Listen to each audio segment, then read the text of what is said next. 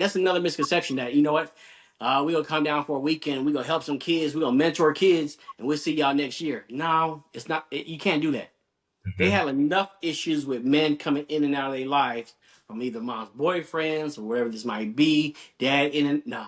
It's a consistent thing that you got to do. Consistency is key.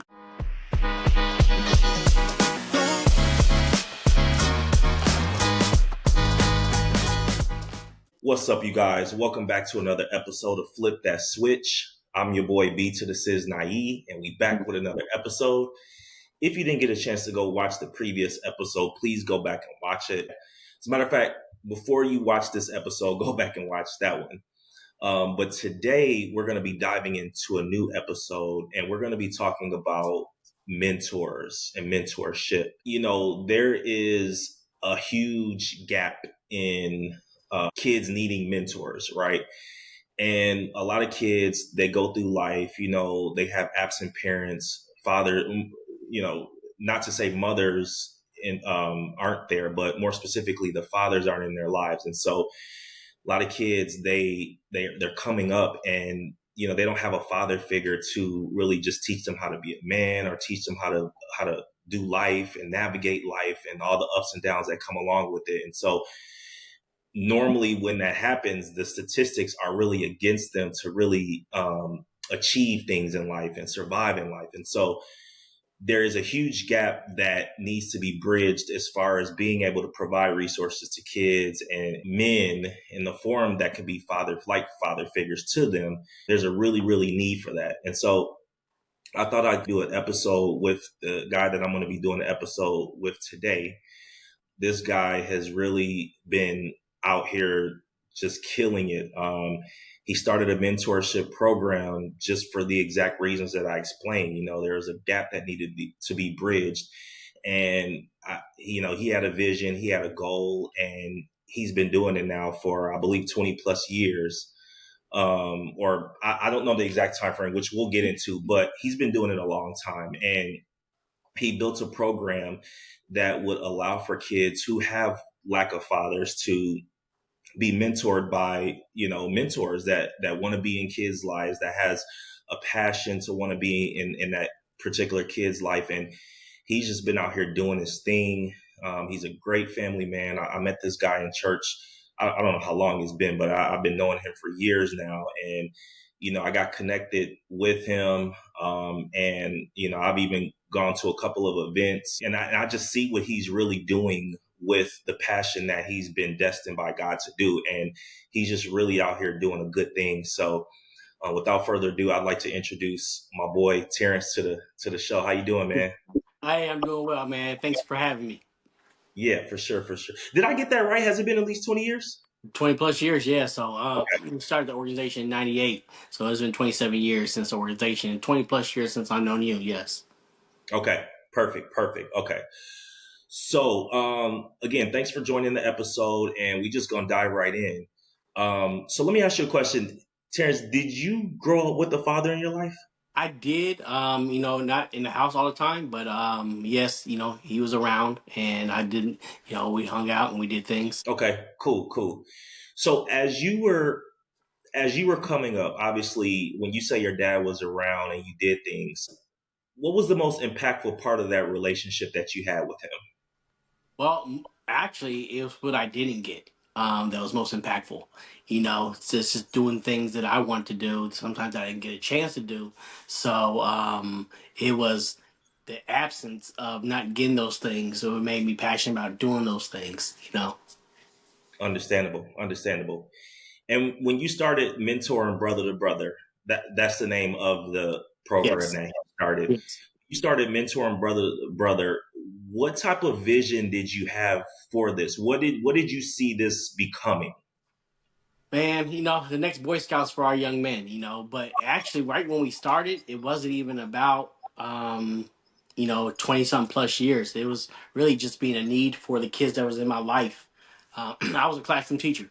Um, and as a classroom teacher, my kids never wanted to leave the class after school. They just wanted to hang out and talk. So most the boys, I would say, they would just hang out. I was 21 years old, and they wanted to hang out and talk to me about just life anything. And after a while, I said, "Yeah, we can't be doing this every day, you know." But it was like that, you know. I loved it though. But so what started to happen was I said, "Let's do this every Friday. We gonna stay after school and we gonna rap, we gonna talk, we play video games, hang out, go to the gym." So it just started like that. It just started to just be something for boys who was yearning for the attention of a man.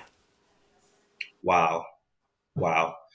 And a lot, and so by you having these meetups, you kind of gauge that these kids really didn't have fathers in their lives, or Definitely. or maybe they did, but they just weren't present. No, I mean, being a classroom teacher, I know the kids, so I talk to the moms, I talk to them. When we have sessions or parent meet concepts, you only meet the moms. So I knew they didn't have dads in their lives. I Okay. knew that they were pulling. There's one kid that did, but he would still come. He wanted to come and hang out. So, we started meeting on Fridays. I got with my friend, Ray Schufert, and he started helping me out. And together, we formed this organization, Mentor and Brother to Brother. But it was every Friday we would do something, and then we got little things like the Mavericks gave us tickets to games. We might go to the park. We might just do different things. We were bike rides. But Mhm. see, the thing is, they didn't know I was kind of using them, even though they were getting my attention. I did things with them that I wanted to do with my dad. Wow. So I went on bike rides with him. I went fishing with him. I went, sporting events with him. So anything that I really wanted to do when I was a kid, I started doing with them. Wow. So you were literally living out your childhood through them. I was. And, I think, when you're mentoring, you're giving, but also you're getting so much. And I even tell the young men now, because these young men, 27 years ago, they're not 39, 38 years old, got their own families. I tell them they gave me so much they don't understand. They say, nah, Chase, you gave it to us. But I was getting so much from them. It was just empowering for myself. So, it was an equal type of relationship. Yeah. Wow. That's amazing, man.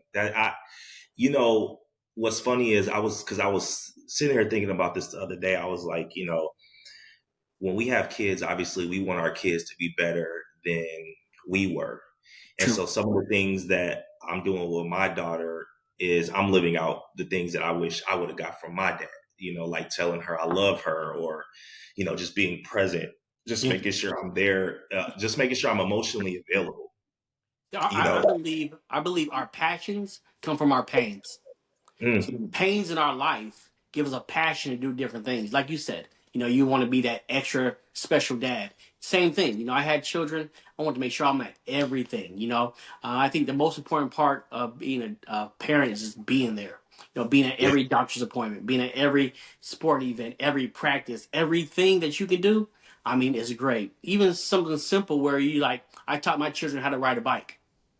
That right there was just like crazy to me because again, your passions come from your pains, and when you can live through that, you're making a testimony in God's testimony. absolutely. Absolutely. So when you started this, how many kids was it? It was eight. Eight. I had eight boys in the program. And we got together. We didn't have a name. We didn't have a name. And then after we started meeting, I said, y'all, we're gonna come up with a name. Came up with Mentor and Brother to Brother. We call it MB2B for short. The website is www.mb2b.org. It's right here on my shirt. But you know, and we started with nine, and then it was always boys from single parent homes. If you had Mhm. a dad, you could be a part, but your dad would have to come be a part also of the program. And how many kids at the peak? How many kids would you say you had? I mean, like total all, Yeah. man, hundreds of kids. I mean, we not only done our mentoring program every year, and it's a Hmm. yearly program. It's not like seasonal. It's Hmm. every year, every week. It was every week. When I was young, 21 years old, no kids, no wife, no family. It was every week. But I got a little older, got married, Yeah. um, and I had to put my priorities. And I talked to him about priorities. Okay, y'all got to make sure my wife's number one. And, she got to make her that she's my priority. But then we went to twice a month. So about Okay. year 4 or 5, we went to rather than every week, we could do it twice a month, and we moved it from Fridays to Saturdays, Saturday mornings. Wow. Wow. That is awesome. So, talk to me a little bit about the program. What does it consist of? Like, is it meetups? Is it when a mentor gets connected with a mentee? Talk to me a little bit about how that relationship works, what they're expected to do, how they're expected to impact that person's life. So it's evolved a lot since 1998 when we started. But Okay. at its peak, what you want is that I found that we don't have enough men to mentor our kids one on one. So we did Okay. a group process, right? So how we do it was that on Saturdays we all meet up. The men come also, so it might be 15 boys, it might be 5 men, and we come up and we teach them lessons. So we have life lessons, leadership, how to be a man, expectations, just leading them through life, the things that they should have got taught by their dad. And Hmm. then on the second Saturday, we do a fun activity with them. So we have a classroom setting, and then we do a fun activity. It might just go to the park and play basketball. On the life lessons, we might learn how to fix a flat tire. Matter of fact, one time we had a lesson on how to fix a flat tire. A week later, we got a call from a parent and be like, man, I'm so appreciative. We were driving down the street. I got a flat tire. My son came out the car, fixed the flat tire for us, and got back us on the road. So we just try to teach them life lessons and expose them to so many different things. Um, I would have never went to a ballet as a kid. It was not something that I think I wanted to see. But so we took the kids to a ballet. And they were all like, oh man, I want to see no guys run around tight. Went to the ballet, came out of it, man, that was awesome. You know what I mean? Just trying to expose them so many different things. And we even, as we grew through the years, we take them on a trip once a year. We've been Hmm. to Atlanta, we've been to Okay. Washington, D.C., Okay. um, we've been to San Antonio. At first, we were doing like Houston, we do Yeah. San Antonio, then we get some more grant money or we get some more donations because we're a nonprofit organization. Okay. We get some donations. And one year we took them to Atlanta. That was great, a great experience because some of these kids never been out of Dallas, never been on an airplane. So we're going through the airport and we're dressed down, khaki pants, polo shirt, and people are like, "What are y'all? We're like, are y'all a sports team? Nah, we're a mentoring organization." So it's just powerful to take them kids through there and just expose them so many different things in life. Man, I love that. I love just exposing them to different things because what's funny is society and social media has brainwashed us to think that, oh, we're only supposed to like certain things, or if we kind of expand our horizons and branch out, we're going to be made to be soft or corny, or Right? when in all actuality is like, no, you actually might like this, you might learn to like this because it's something different, it's something that goes against what you've been brainwashed to think. Definitely. And so I love the fact that y'all just expose them to different things. Like, I would have never done ballerina, like you said, but Yeah. that doesn't mean I wouldn't go to a show, Yeah. And as you get older and you get kind of more mature, you start seeing those things for what it is. Like, um, just recently, me and my wife went to our first play, Okay. and it was The Lion King. And, Yeah. back in the day, I wouldn't have went to no Lion King play. But Yeah. when I went, I was like, yo, this is dope. Yeah. Like, this is pretty, it was really, really fun and it was cool and we had such a blast. So I think exposing them to different things and making them understand that, you know what, there's more to life than just going to the club or going to, a sporting event. Even though sporting events are cool, there's a lot more to the world to see than that, Yeah. So that's awesome, man. Yeah, Um, it's a great feeling to know that the things that you're putting in their life, and again, that's all we do is put some seeds in their life. And each time mhm, we just water 'em. We might not see them sprout right now, but they're going to sprout. But again, the only thing we can do is just keep on watering our plants. yeah, no, for sure. Why is this so important? Why is the relationship between a mentor and a mentee so important?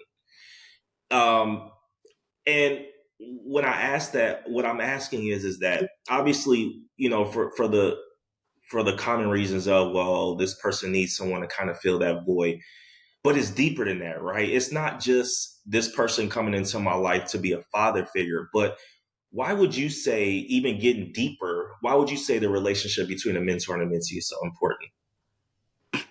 At times, there's things as a kid I remember. There's things I don't want to ask my mom. There's things I probably wouldn't even want to ask my dad because I'm ashamed of asking this question.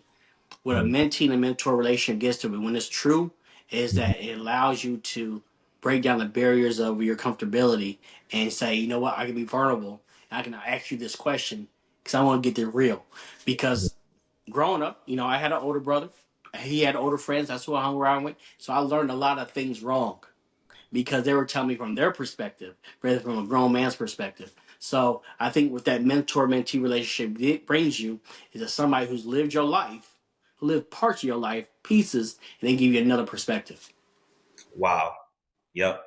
And you're right. Sometimes they may be too afraid to go to their mom about something. So who they gonna go to? Yeah, you know, they'll go to a friend and they'll go to yeah, that friend and they'll ask them a question. And then you know what? Yeah, that makes perfect sense. No, it doesn't. Don't do no, that. You know what I yeah, mean? That doesn't yeah, make sense. So, yeah. no, for sure. How many mentors would you say you have in the program right now?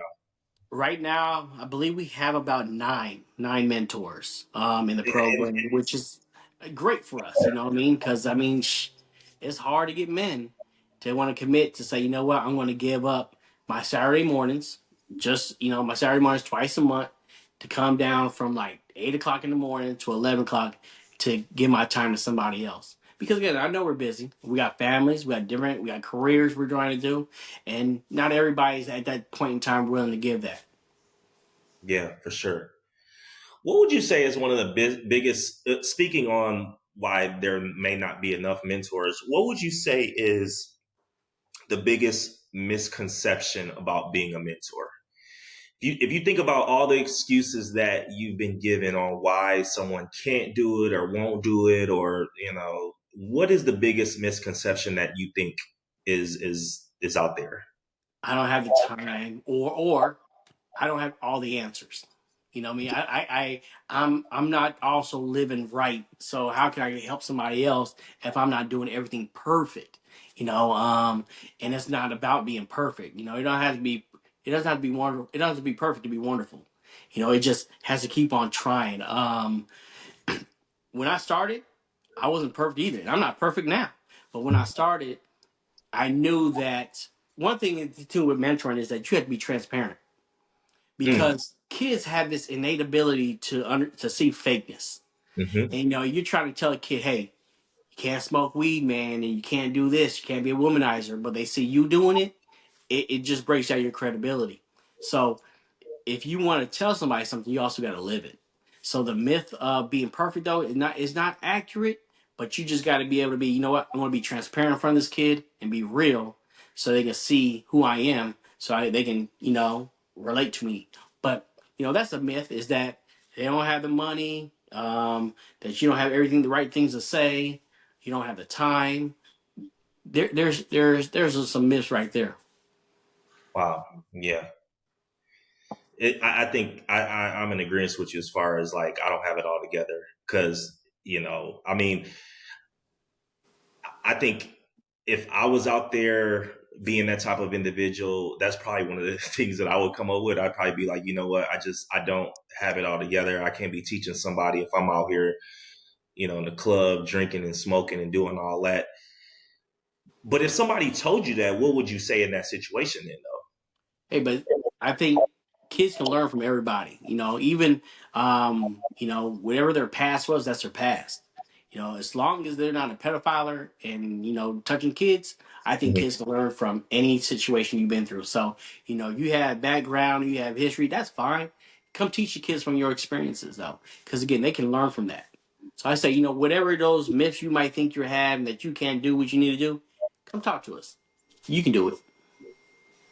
That's awesome, man. Because we're also there to support you too. We're not going to say, hey, here's some kids, you guys go over there and talk. No, that's why we do a group process too. The group process helps break down those myths and the barriers so you're not feeling like, you know what, I have to have all the answers. Now, we're all going to be here because the smartest person in the room is the room. For sure. And you're only as strong as the weakest. That Right? saying, you're only strong as the weakest link. So no, definitely. So obviously we're 2025. The program is doing what it's supposed to do. You are out here fulfilling the calling and the purpose that God is destined you for. What does the next 5 years look like with the program? What do you want to see happen? What are some of your goals? Some of the things that what's on your vision board for the next 5 years? Well, I think right now the program is doing as best as it ever been. I got to thank some of our leaders right now. Mr. Will Pugh, he's our president right now.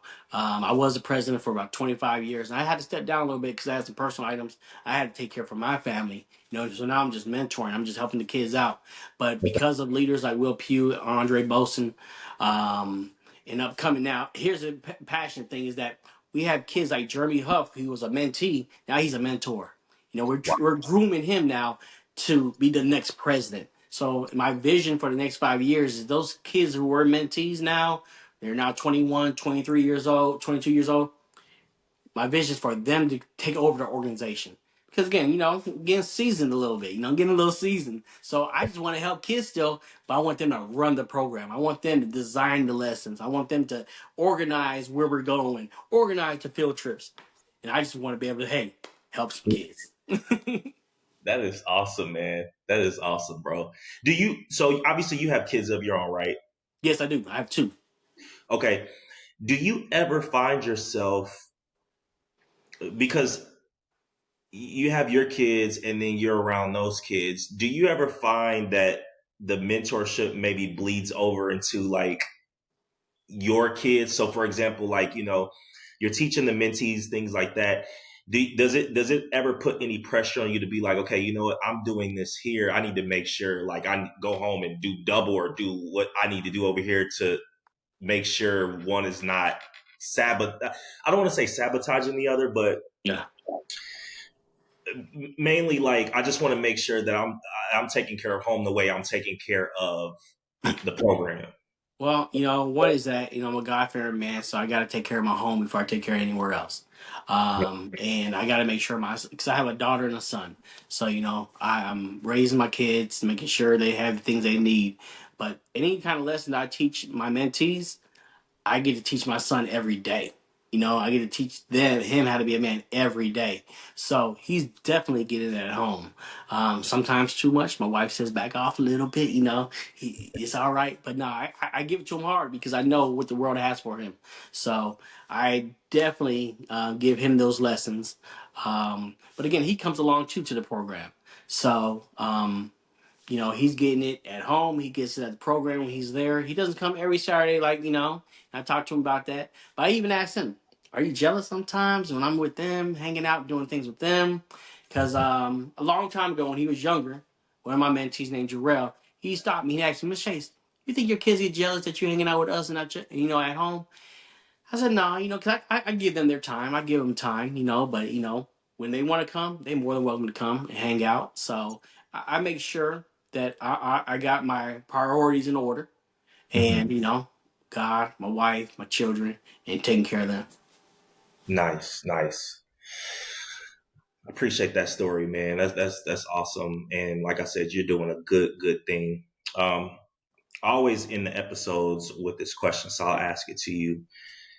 You know, if someone that's 20, 21 years old, if they come to you, right, and they're like, Mr. Chase, my father is not around, he's not present, he's not in the picture. I'm really that void is really there.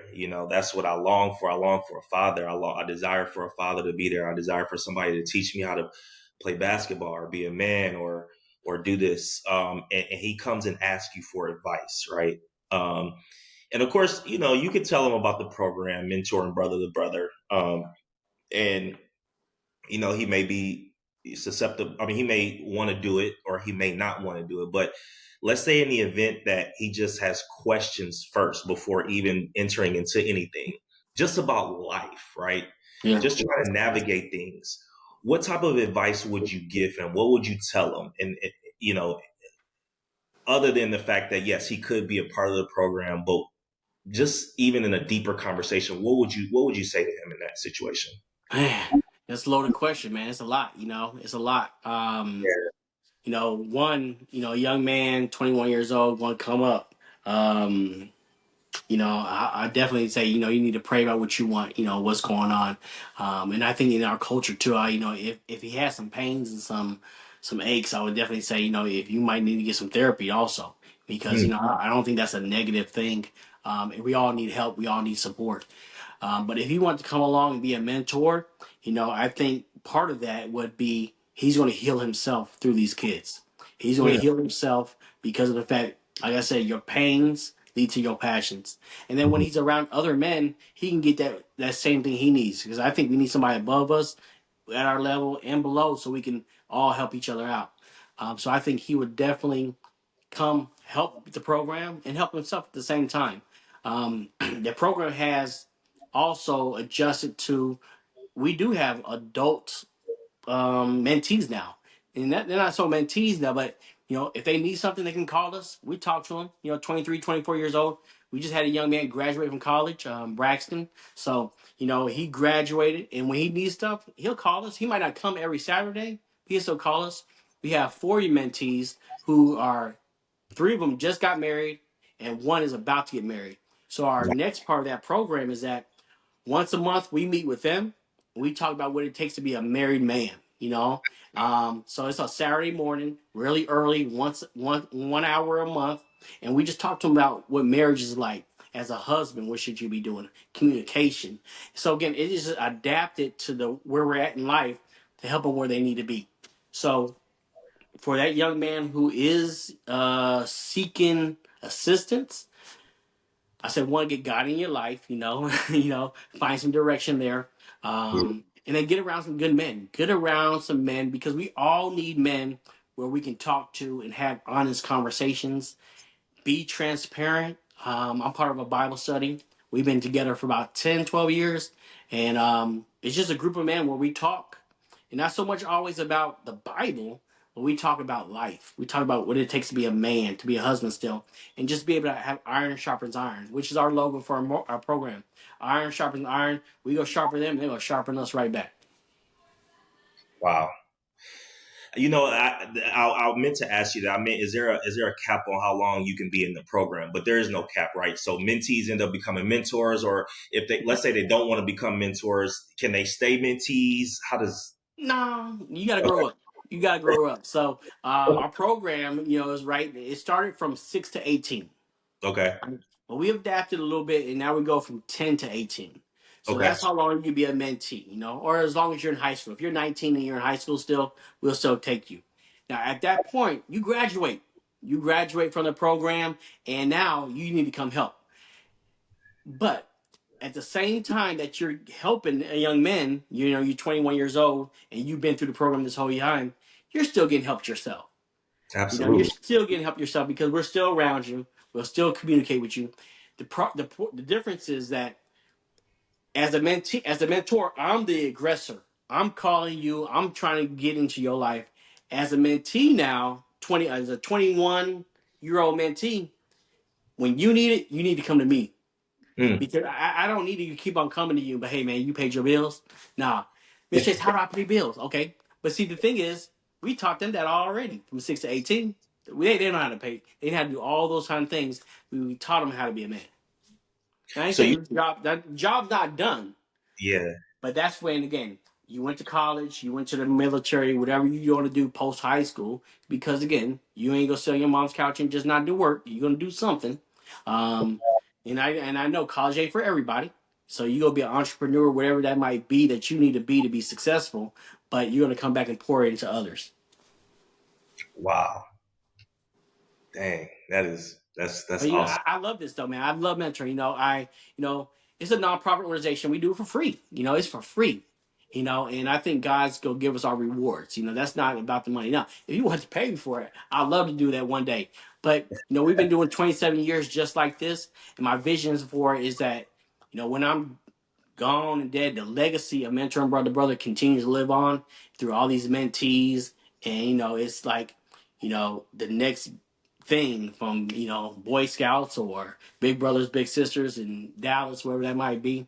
But again, we don't do this part time, and you can't. That's the thing. That's another misconception, that what, we gonna come down for a weekend, we gonna help some kids, we gonna mentor kids, and we'll see y'all next year. No, it's not. You can't do that.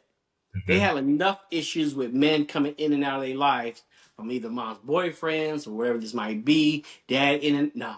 It's a consistent thing that you got to do. Consistency is key. It's consistent. You got it. You can't be in and out of their lives. You cannot. And I had to learn that though too, that not everybody's gonna have the same passion as other people might have. So you know what? If you're a man, you can only give one Saturday a month. Come on, we'll take that too. You know, if you can't give all that time, that's fine. If you can only give one, if you can only give one every 3 months, we'll take that too. But it has to be something kind of consistency because the goal is you're gonna get hooked. Once you see them kids learning and growing because of what you're saying, you be like, you know what? I can come more often. Oh yeah. I'll be here. Next thing you know, you the president of the organization. It's gonna be like that, man. I'm telling you, it's a great thing to see as a parent. You'll see too. You know, you have a daughter. How old is your daughter? 9 months. 9 months. As she grows and matriculates through life, and she's learning from what you're doing, it makes you feel great. Even from the smallest things like learning how to walk and riding a bike. You know, it's a powerful thing when you can show somebody, talk to them, they can do it, and then they're doing it by themselves because of what you did. Powerful. You know what I mean? It's just so powerful. And that's what mentoring is. It's a powerful thing when you're helping somebody and you see the fruits of your labor and they're getting better. They might not get better tomorrow. They might not even get better a year later, but they're listening. They're listening. You keep on nailing their head, you know, they gonna listen and they're gonna get it one day. One of the proudest things about our program is this. I have so many, I'm gonna highlight Quentin Roberson. Quentin Roberson, you know, didn't have everything he wanted growing up. You know Hmm. what I mean? But Quentin Roberson is a husband. He's a father of three, and he's a daddy who's there all the time. He's those two important words: being there. He's there for his kids at every situation. I mean, he's a daddy. He's not a father. He's a dad. You know what I mean? That's the goal. You want to be a dad. Anybody can be a father, but you want to be Yeah. a dad. Quentin Roberson's a dad. Chris Jennings is a dad. These are all the young men that who came through the program who are dads now. You know, because they're in their kids' lives. They're doing what they're supposed to do. That's the proudest thing. And that's what makes us proud, is because the things that we taught them, we can see it now in action. Dang, man. Wow, that's powerful. That is powerful. And really, like you said, it's about when they hit those milestones. They hit those different milestones, and you get to look back and be like, wow, I'm so thankful and glad I was a part of that, because it could have went one or two ways. I mean, not having a father, like I said, the statistics aren't in your favor. You're right. You But know. success is also measured so differently. So success ain't always he graduated from college. I mean, he graduated from high school. He went to college. He got this. He got that. No, success might be. You know what? And again, we have mentees that are in prison right now. You know, and they made choices though. You know, everybody's gonna make choices. The thing is though, he's still successful to me. Why? Mhm, And that's weird. You say, how is he successful in prison? Well, he could have went to prison for murder, but maybe he's in there for theft. If I mhm. wasn't in his life, maybe he wasn't. He could have been a murderer, and now you know he's doing time, hard time, rather than just being in prison, which ain't a great thing though. It's not. I'm not saying that's a great thing. What I'm saying is we measure success differently, you know. And just because maybe you're not a doctor, guess what? You work at Walmart and you're taking care of all your kids. You're at home every night with your wife, Mhm. and your kids can call you anytime. Then that man's successful Yep. because he's doing what he's going to do. So that's what we're looking at too. Are you better off? Like you said, when we have kids, we want our kids to be better than what we were, right? And that's what Absolutely. we're looking for. Are you doing better as a man now than you were that you seen as a kid growing up? So, you know, I don't want everybody to think, oh, I got to go to college to be successful. Or I got to go be successful in your own right as long as you're making a positive contribution to society. Now, we don't want you in prison. We don't want you that.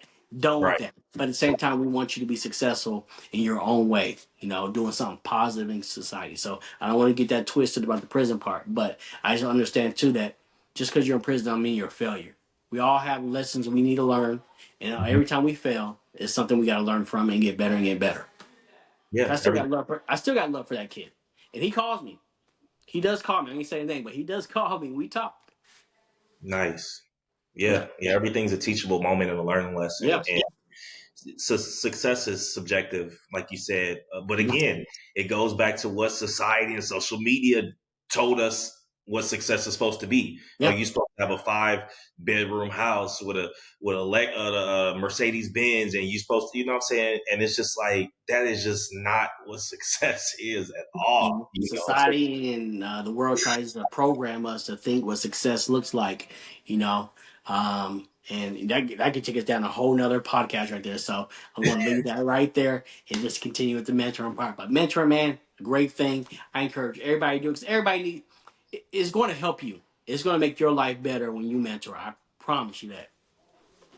well, look, man, this was great. This was awesome. I commend you.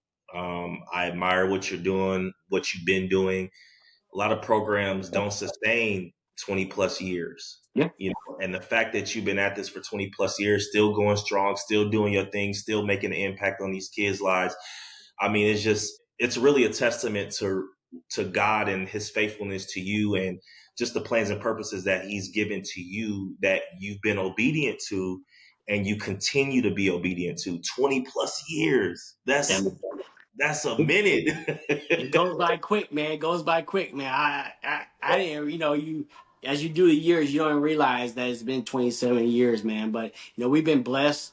We've been very blessed with the men who's helped us out. Been very blessed with the kids that came through the program, and we've been Yeah. very blessed by the mothers. You know what I mean? Because we have a mother. It's a partnership. Yep. We have the mothers have certain requirements too. We have requirements in our organization. You can't just be living any kind of lifestyle. There's no shacking up. You can't have no man just shacking up in your house. So there's some requirements the moms have to do because we don't want to also teach kids this is the way to do it. Then you go home and you see your mom doing something else, and then you Mm, start looking at your mom like, whoa, whoa, you foul, you can't do that now. So we all have to be aligned to make sure things are going in the right direction. absolutely. Absolutely. Well, look, man, thank you for coming on and sharing your story. And thank you for sharing what this program is really about. And, you know, of course, I'll link all the information, obviously, in the description. If you're in the Dallas area, Fort Worth area, you want to get connected, I'll have all the information for you to do so. So, um, Yeah, and and if you want to give monetary too, we'll take that too. Because not everybody can get their time. Not everybody can get their time. So again, if you want to make a donation, it'll be in the links and stuff. We encourage that so we can again expose the kids to more, more, and more. So please, we always love that. And again, it's a tax write off. yeah, it is. It is a tax write off. And again, Well, I gotta say, throughout the years, I'm sorry, man, but throughout the years, that's where I'm not the best at is asking for money. You know what I mean? I can pull an activity and do things with kids, but that's why you need people around you, who has more superpowers like that, because that's not my superpower. But again, I'm being vulnerable now. I'm asking, yes, go ahead and give to our organization. It'd be a benefit for you. Again, 27 years. Our goal is to do another 27 plus. Well, again, you know, in everything, I mean, resources are needed. You know, no matter what you do in life, I mean, resources are needed, even with non for profits or getting grants and stuff like that. Resources are still needed. You know what I'm Yes. saying? And it requires, I mean, it requires sometimes donations. It So does. it is what it is. We're taking the But kids to New Orleans this year. Matter of fact, this is our summer trip to New Orleans. So pray for us on that one. Yeah, we'll be driving down there in July. So oh, nice, nice. That's what's up. That's what's up. Well, again, thanks, Terrence, for coming on. And make sure you following us on Instagram where we post reels from the episodes. And if you can't watch us, you can listen to us wherever you get your podcast at Flip That Switch. So whether you're watching us or you're tapping into us via audio, please just make sure you are tapping in with us. And Terrence, man, keep doing what you're doing, my brother. We'll talk soon. appreciate it. I got to get out there one Saturday, and I will for Yeah, come sure. teach the kids about what you do. So I mean, anytime, man. Again, I appreciate you having me on your podcast. And then best success for you and yours, man. Yeah, appreciate that. Well, we're gonna see y'all for the next episode. We out. Peace. Peace.